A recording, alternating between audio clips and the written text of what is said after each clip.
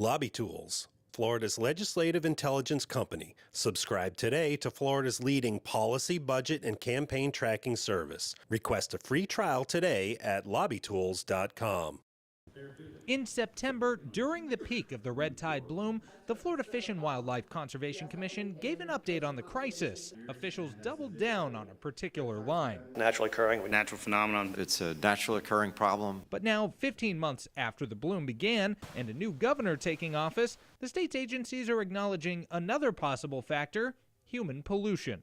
Control of those excess nutrients into inshore waters will help with the impacts of red tide once it gets there. Jonathan Weber with the Florida Conservation Voters says it's an important change in tone. People in the executive branch are taking this really seriously and acknowledging that there is a link between prolonged or worsening red tide blooms and human activity. While the governor and FWC are so far focused on septic to sewer conversion as the best way to reduce nutrient loads, they also acknowledge agriculture as one of the culprits. Also management of stormwater, because as we get these heavy storms, a lot of that water hits our coastal systems very quickly.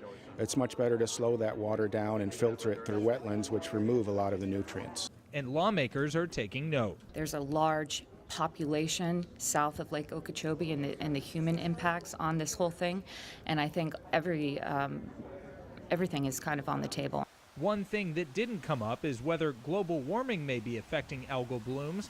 Conservation groups say that also needs to be part of the conversation. In Tallahassee, I'm Jake Stofan.